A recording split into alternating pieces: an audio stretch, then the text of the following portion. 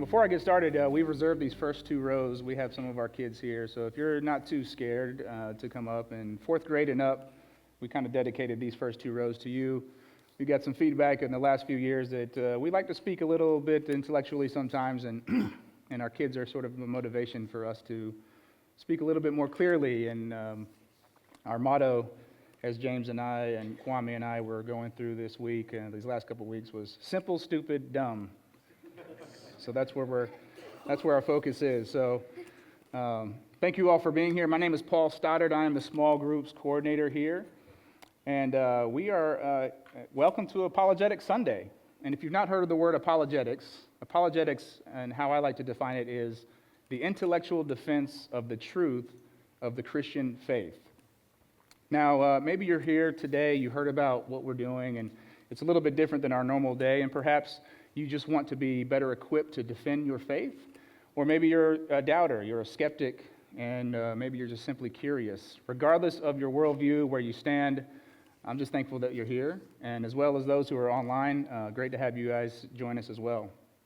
Now, at the end of this presentation, to save you the hassle of taking pictures of our slides, because I know some of us do that, I have a QR code that will pop up, and it will allow you to see all of my sources that I use. It will have this presentation deck as well as all of my notes, plus some other information in there that will support kind of what I'm talking about. So it'll be easier for you all at the end. Okay? So today, we are focusing on, in my opinion, the most important event not only in human history, but in Christian history. And that event is the resurrection event of Jesus Christ. And the main focus that we're working on today is facts that are accepted facts that surround the event. And the implications of this event, if it happened, have drastic consequences on our lives. Now, if you're someone that's trying to figure out if any belief system is true or not, allow me this.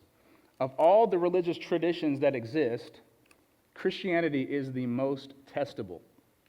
And it actually invites you in to test and think about its claims about God, about humankind, about the universe, and the meaning of life. And there's this rather shocking passage in the Bible that asks us to come and research this and look at this. And from what the Apostle Paul writes rests the entirety of the Christian faith. James and Kwame read a part of that. And we're going to be jumping into 1 Corinthians 15. If you have your Bible, please turn. If not, we have the verses on the screen as well. So 1 Corinthians 15, starting at verse 12. Now, if Christ is preached that he has been raised from the dead, how do some among you say that there is no resurrection of the dead? But if there is no resurrection of the dead, not even Christ has been raised. And if Christ has not been raised, then our preaching is in vain. Your faith also in vain. Moreover, we are even found to be false witnesses of God because we testified against God that he raised Christ, whom he did not raise, if in fact the dead are not raised. And if Christ has not been raised, your faith is worthless, and you are still in your sins. Paul here is giving the church of Corinth hope that there is something else after this life that we're in right now. And he says twice, he reiterates this twice, if Christ has not been raised, your faith is worthless. So if we have a useless faith, what are we even doing here this morning? And since we are roughly 2,000 years removed from the resurrection event, we can't really ask any of the eyewitnesses back there to confirm whether this event happened. So how do we investigate this event today? Well, we're fortunate that we have amazing scholars who have dedicated their lives to studying things like history and science and archaeology and anthropology and you name it, fill in the blank. One such scholar happens to be a man by the name of Gary Habermas, and he has spent the last 50 years of his life studying only the resurrection. That's all he's done. And so what he's done is he's created a list of what he calls minimal facts, and then he also has some known facts. So we're going to be talking about the 6 minimal facts surrounding the resurrection of Jesus. So we're going to touch on those. I'm basically presenting a 4 to 6 hour seminar in about 25 minutes. So that's why I'm giving you guys the QR code at the end. Now, I should point out that each of these facts individually do not prove the resurrection event happened. So what we want to do, just like any court case, I know we have maybe some lawyers here, but we want to get all the evidence that we can, and each individual fact sort of reinforces the other to make it stronger. And so that's kind of what we're doing here with these facts. So let's begin. We're going to start with fact number 1. Jesus died due to the effects of the Roman crucifixion. Now, before I get into these details, I'd like to put the cross into a bit more perspective. You see, for the crucifixion is the least palatable element of Jesus' life. And Jewish scholars before and during Jesus' lifetime, they were not expecting their Messiah to die on a cross. Being crucified was reserved for the most despised of criminals, and it was definitely an oddly challenging and sort of an insulting choice for the central image of a new religion to start at that time frame. Yet, the cross is the central event to the Christian faith. Now, crucifixion was a very public event.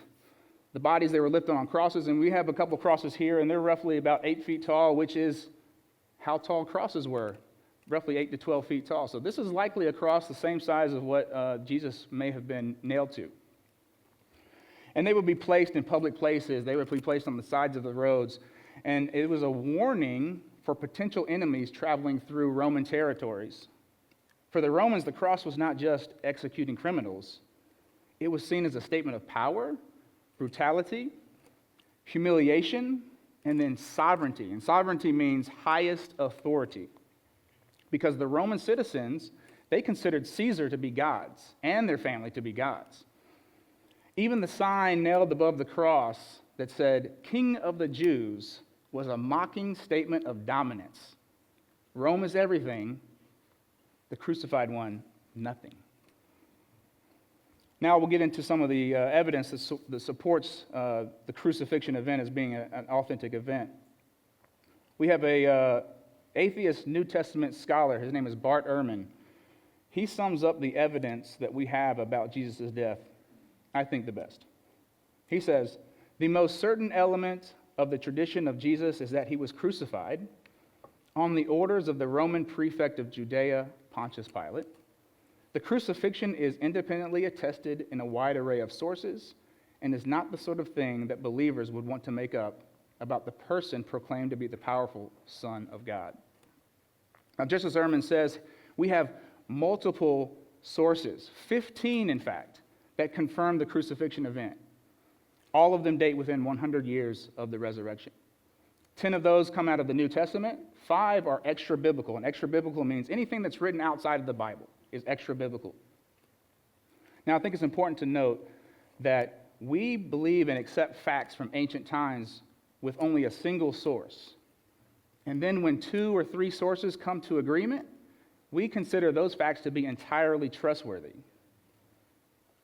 We have 15. In addition, we have early testimonies and creeds. Now, that's a major part of minimal fact number 4, so I'll dive into that when I get to that fact.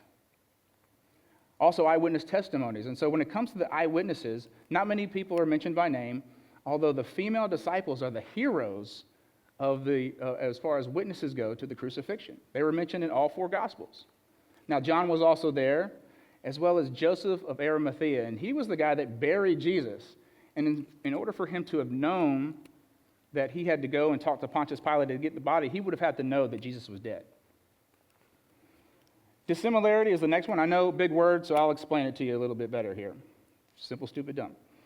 Basically what it means is that if I tell someone a story and it doesn't make me look good, it's going to be a more trustworthy story. For example, do we have any fishermen? Anybody like to fish here? Oh, we got a fisher. Okay, all right. We got a few people that like to fish. You may know somebody that says, "I caught a fish this big." And it was really like this big, right? Now, you're probably not going to believe that. But if I were to say, "Man, I just spent the last 12 hours on the lake, fishing all day. I caught one little baby fish. It was too small to even keep. I had to throw it back. It was just a terrible day." Which one sounds more trustworthy? Right? Exactly. So the one that doesn't make you look good is going to be more trustworthy. And that's sort of the context of what dissimilarity means here.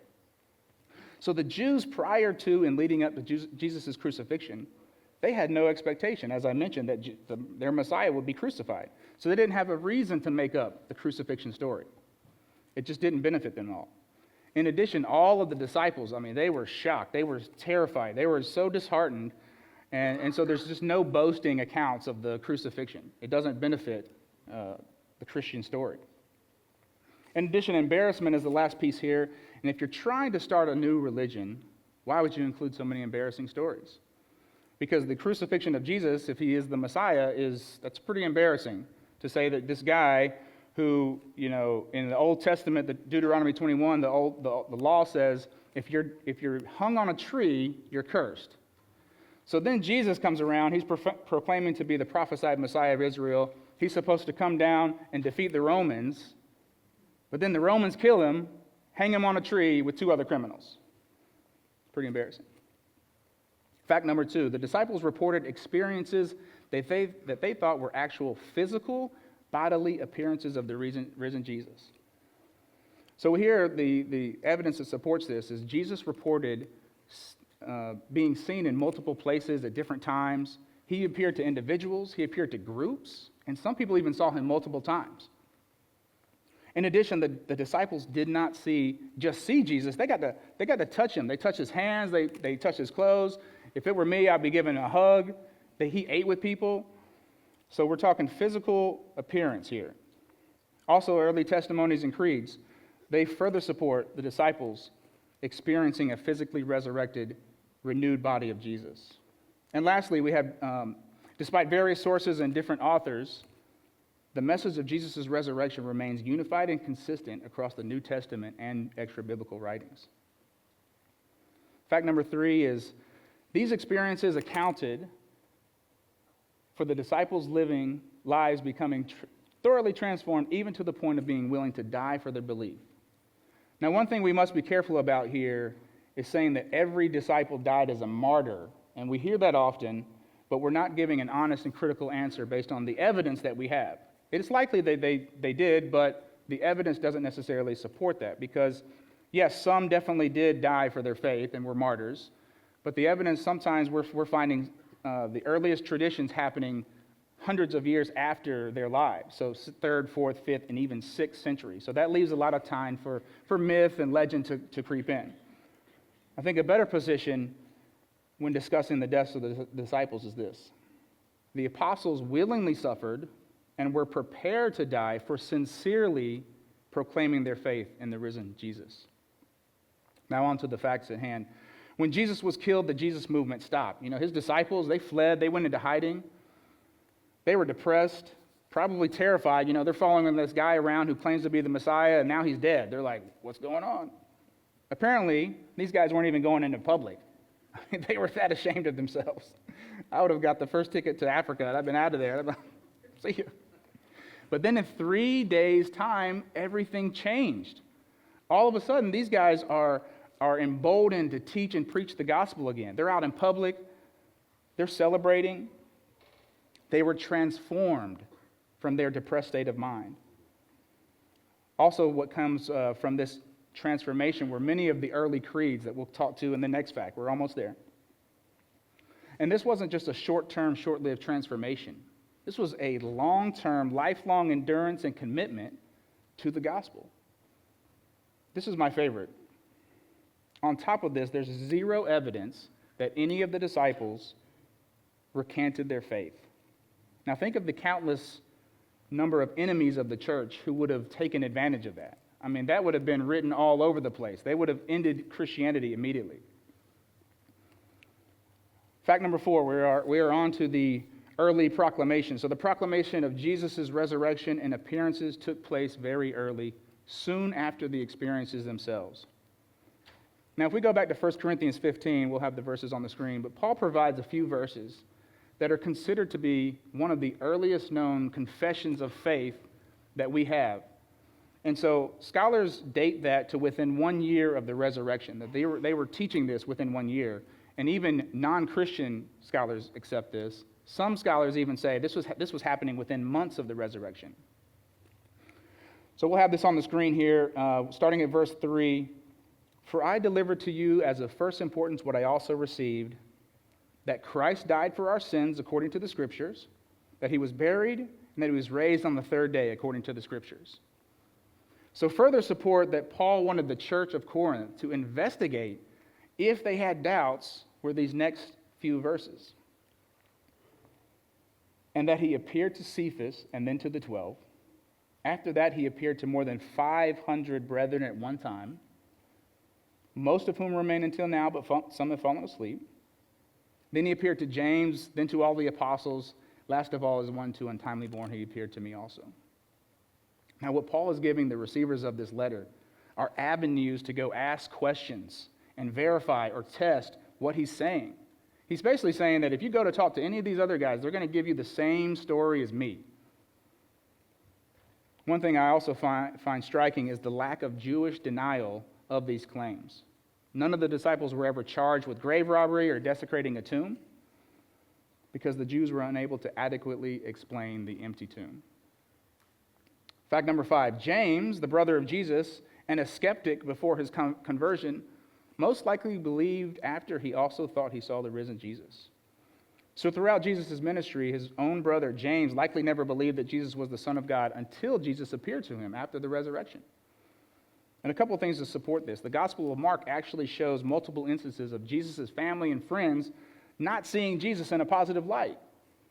John even records that his brothers did not believe.